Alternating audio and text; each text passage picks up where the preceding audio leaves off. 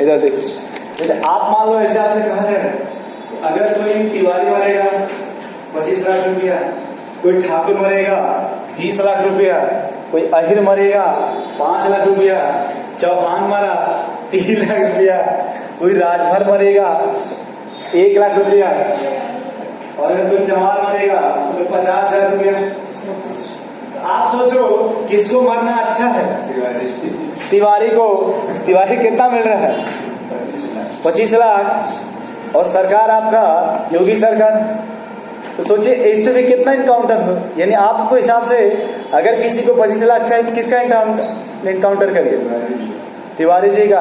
लेकिन उससे बात पूछ लीजिएगा कि आप चाहते हैं कि नहीं, तो ऐसा ना हो कि आप उसके चक्कर में जेल चले जाएं।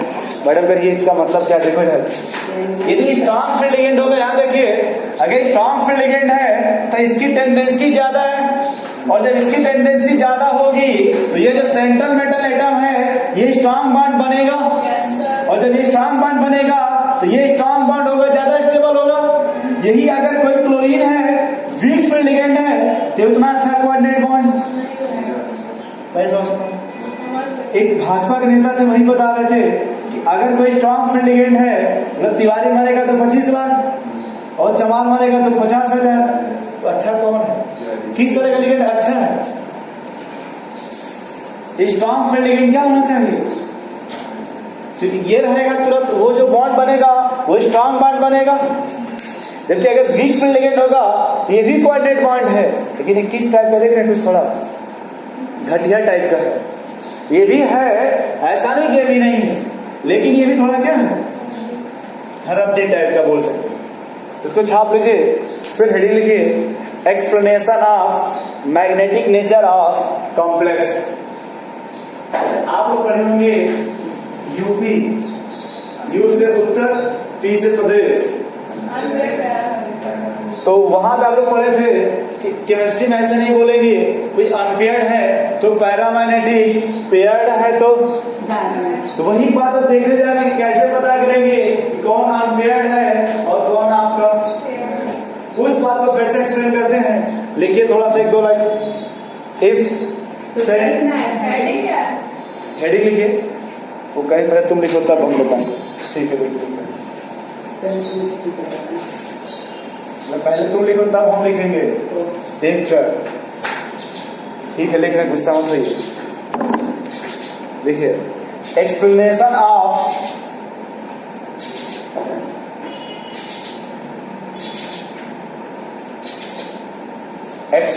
Of magnetic nature of complex,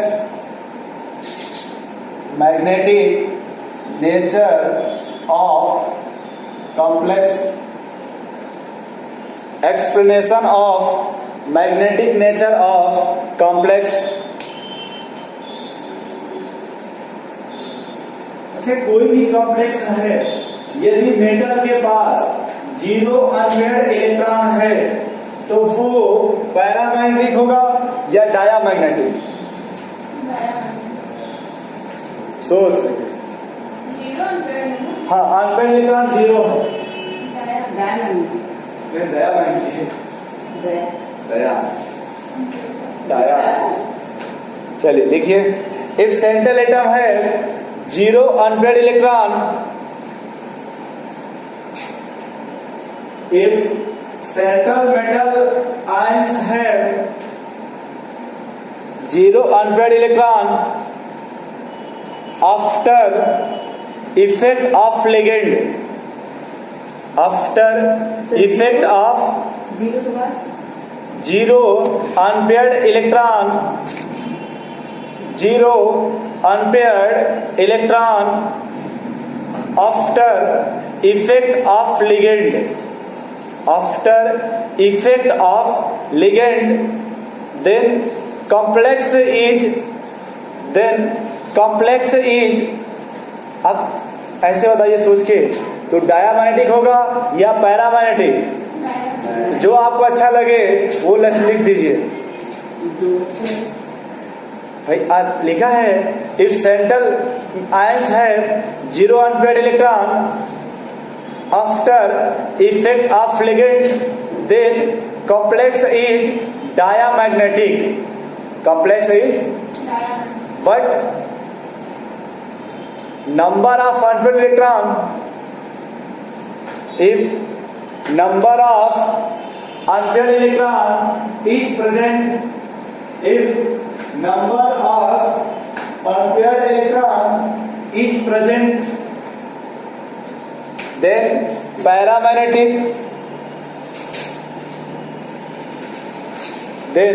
paramagnetic, full stop. Hence इस प्रकार, hence more the number of unpaired electron, hence more the number of unpaired electron, more spin,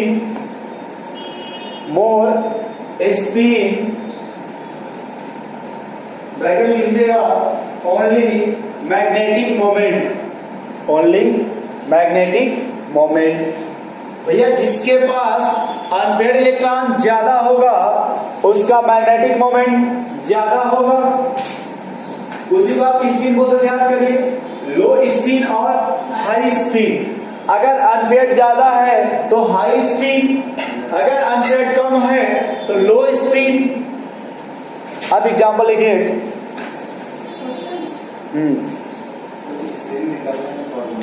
क्या? हाँ तो एक सवाल गुस्सा खा रहे भाई, वो लोग कह रहे पहले इसको साफ करो, पूरा बोर्ड भर दे रहे हो फिर सवाल लिखिए.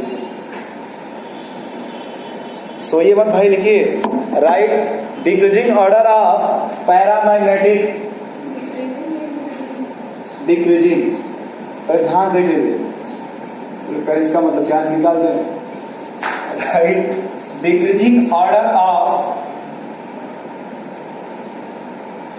मैग्नेटिक मोमेंट या पैरामैग्नेटिक लिख लीजिए, दोनों बात के ब्रैकेट में दोनों लिखो. तो पहला सवाल लिखिए FeCl6 -4, FeCl6 -4. दूसरा लिखिए FeCl6 -3. तीसरा लिखिए FeH2O6 +2. और डी लिख लीजिए FeH2O6 +3.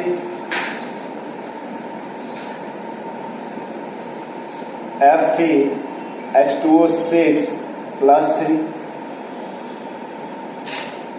और पांचवा लिखिए Mn मैंगानेज H2O6 +2. लगाइए. फिर तुम हर जगह साइड में छाप ले जा रहे हैं. FeCl6 -4, FeCl6 -3, FeH2O6 +2, FeH2O6 +3, MnH2O6 +2. छाप ले आप लोग. बोर्ड पे देखिए पहले में अनपैड इलेक्ट्रॉन कितना आएगा. बोर्ड पे देखिए, वही देखिए ना, सब आपको ऐसे नहीं से मिल जाएगा. आयरन का ऑक्सीजन नंबर, तो सबसे पहले इलेक्ट्रॉनिक विन्यास लिखेंगे. 4s2 3d6 आएगा. तो जब पहले में ऑक्सीजन नंबर 2 है तो s से 2 निकल जाएगा. डी में 6 बचा, स्टार फिलिकेटर पेयरिंग कर देगा.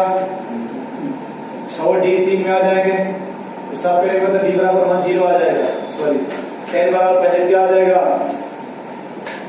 या देखिए इधर फिर से देखिए आप, इसका 4s2 3d6 आएगा. तो जब +2 आएगा तो यस से 2 इलेक्ट्रॉन निकाल देंगे. डी में बचा 6 इलेक्ट्रॉन और स्ट्रांग है तो पेयरिंग करा देगा. यहाँ पे n की वैल्यू क्या हो जाएगी 0. दूसरा देखिए ये +3 है तो 2 S से निकालेंगे और 1 D से निकालेंगे तो यहाँ पे n की वैल्यू 1 आ जाएगी। n बराबर कितना आ गया 1 और C ऑप्शन में n बराबर कितना आ रहा है, ये करिए 4, यहाँ कितना आ रहा है मैडम, ये करिए 5 आ रहा है।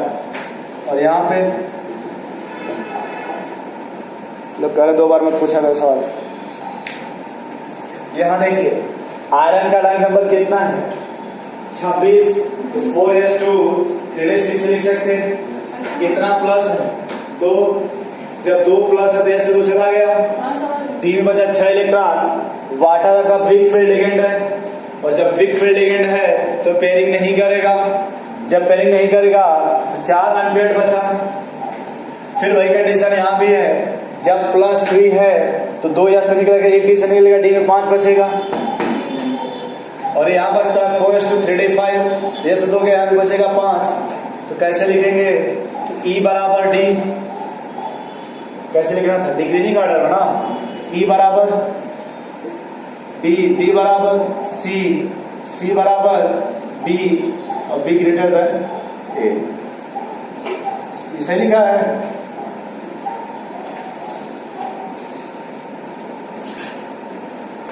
आप समझ पा रहे हैं कुछ थोड़ा बहुत? वही तो हम भी नहीं समझ पा रहे थे कि आयरन का 4s2 3d5 होता है, यस में 2 इलेक्ट्रॉन और डी में 6 होता है क्या आयरन का।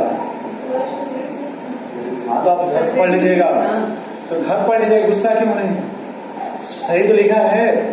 पहले 2 S से निकालेंगे, 1 D से निकालेंगे तो D में अब कितना बचेगा, नहीं 5 बचा। पहले D में देखिए, आप लोग एनसीईआरटी पढ़े हो लेकिन एक पॉइंट आपने उसमें मिस प्रिंट कर दिया है, पूछिए क्या। जब इलेक्ट्रॉन कैसे भरते हैं according to Hund's rule, Pauli rules और बाउ रूल्स, क्या करी वही तो बोलना चाहिए कि आप क्या पूछ रहे हैं। आप नाम लिए एक भी बार, एक भी बार आप हुंस का या पाउली का या आप बाउ का, तो ये जो भरता है अंदर बेसिस ऑफ वही लोग जो बता दिए थोड़ा बहुत। तो डी में जब 5 बचेगा तो हुंस ने कहा था कि जिस प्रकार आप रेस्टोरेंट में जाते हो या कहीं पार्टी में जाते हो या घर जाते हो तो शीशा वाले के खिड़की के पास बैठते हो, बस नहीं आ जाते हो तो खिड़की के पास बैठते हो, जब सीट नहीं मिलता है तब आप बगल में बैठते हो। इसलिए अगर खिड़की के पास हो, अगर आप मसाला के शौकीन हो तो आपको बाहर क्या बोलते हैं उसको देखने में आसानी रहेगा। ये ट्रेन आप खिड़की के पास बैठिए तो मसाला खरीदने में आसानी रहता है, वो बार बार आते हैं उसमें कपड़ा पसंद गुटका उटका चिल्लाते रहते हैं, नहीं देखे आप लोग। तो अगर बार बार खा भी रहे तो ट्रेन से आप चाहें तो बार बार क्या कर सकते हैं, फेंक सकते हैं। हाँ वो करें, हम वही मुंह धो लेंगे।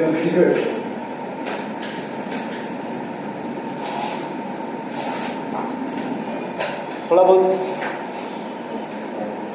अब जिसपे अनपेड इलेक्ट्रॉन ज्यादा होगा, फिर से देख लीजिए, जिसपे अनपेड इलेक्ट्रॉन ज्यादा होगा उसकी जिंदगी रंगीन होती है, जिसपे अनपेड इलेक्ट्रॉन ज्यादा होगा उनकी लाइफ रंगीन होती है।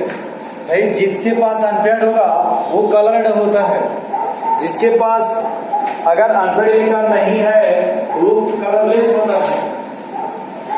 वो कैसा होता है, कलरलेस।